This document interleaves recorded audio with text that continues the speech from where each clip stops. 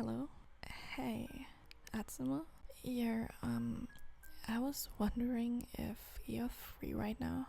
Maybe we could meet up and, talk for a while. Sorry, honestly, I'm a bit busy at the moment. Oh, okay, never mind then. See you at practice Monday. Atsu, don't just hang up on me like that, jeez. Sakusa grumpily stuffed his phone back into the pocket of his black jeans before his eyes scanned over the jewelry in front of him. Sorry for making you wait. The clerk said and handed him a small pastel pink bag. If there's anything wrong with the sizing, please contact our staff at any of our stores. Resizing is free of charge as long as you bring the card along that I've put in the bag. Thank you. Meanwhile, Atsumu flopped on his bed, his stomach turned at the unreasonable feeling of rejection, fully aware of how stupid it was for him to feel this way. After all, he wasn't actually rejected by his boyfriend. Sakusa was simply busy with his own life right now. Someone knocked against the door, and a second later Osamu popped his head through the door. His lips were curled into a gentle smile. Hey, are you alright? Huh? What do you mean? Well, you've been acting a bit strange lately. Oh, have I? Sorry, I guess I'm just tired. Osamu sighed as he walked towards his trin to sit next to him on his bed. Even if you try to hide it, I'm still your brother and I can tell that something's going on. I won't force you to talk about it, but I just want to make sure you know that I'm here to listen to you if you need someone to talk to.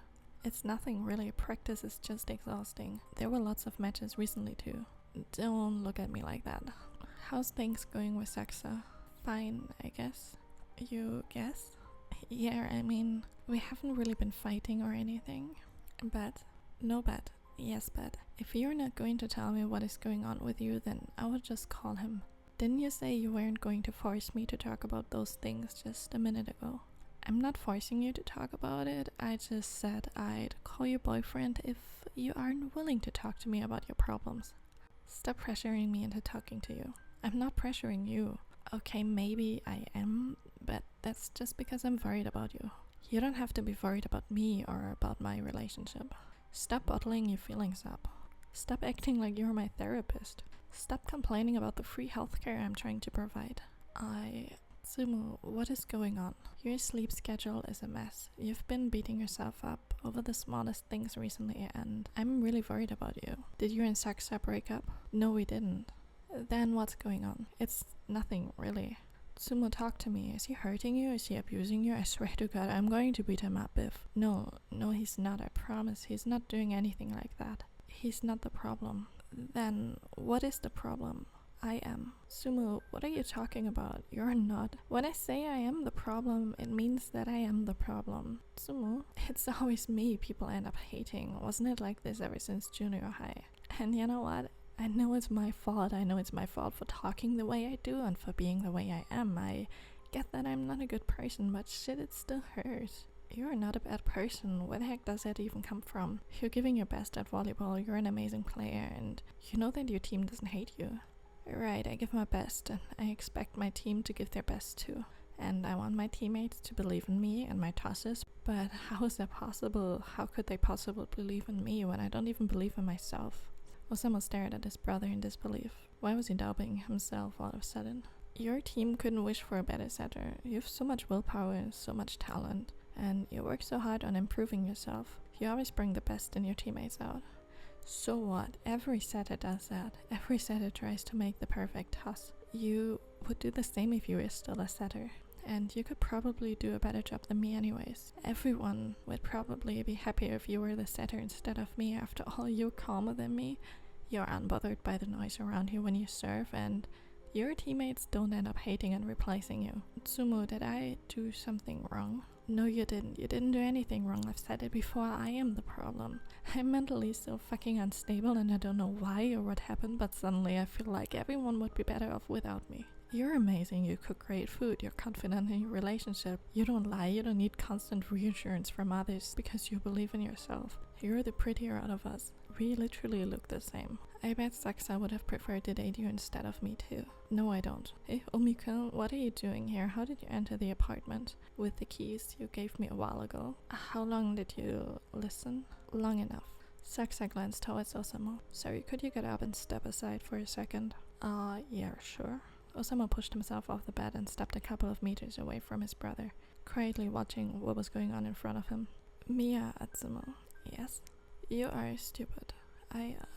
I'm sorry. Sakusa cupped his boyfriend's face with his hands, looking into a pair of confused chocolate brown eyes. There's a reason why you are our setter, not your brother or anyone else. We trust in you, in your tosses. Yeah, maybe someday there will be someone who's going to replace you and you'll start playing for a different team. That's normal.